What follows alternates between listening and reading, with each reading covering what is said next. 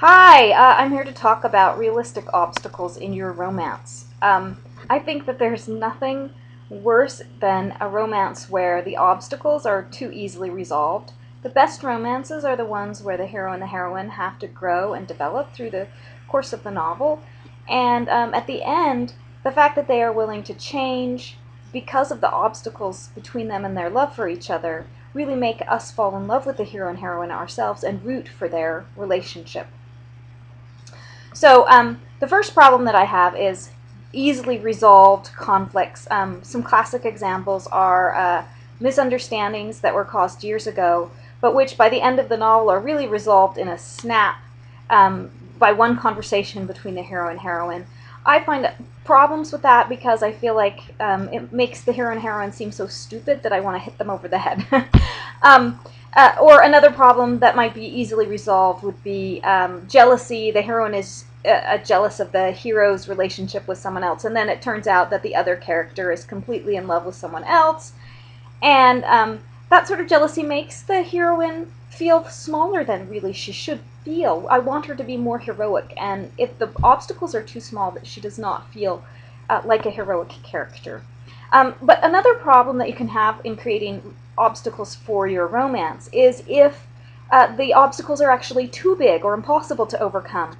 I've seen some romances marred by this that I would have otherwise loved. The movie The Holiday, for instance, is one of my favorite romances, but I don't feel like the ending works, and I will talk about endings in my next installment, but I don't feel like it's a happily ever after ending because Jude Law and Reese Witherspoon ultimately um, uh, don't fall.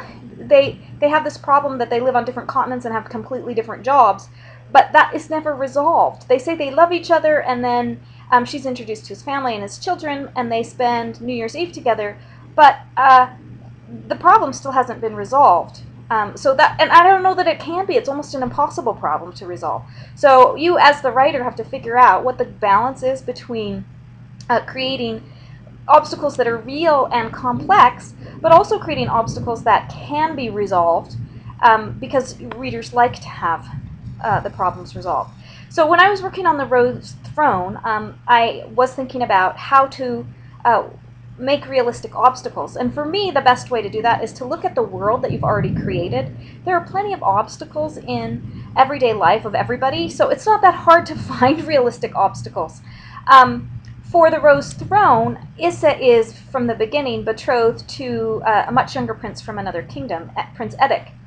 And while I could have worked on creating obstacles between the two in this arranged marriage, and that's frequently done in romance, arranged marriage is a common trope, I actually decided that I wanted to make things more difficult for Issa because ultimately she's a character who has been a little spoiled in her life.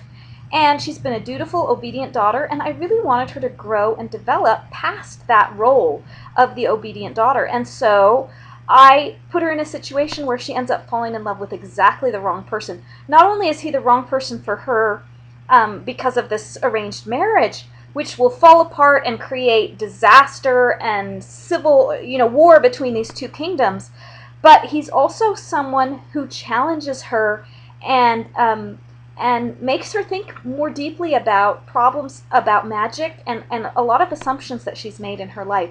So she really has to grow and develop to um, meet the challenges of this relationship. And that's one of the things that I love. But ultimately, you readers are going to have to decide whether I've created realistic obstacles there that are, both complex enough and not impossible. Thanks.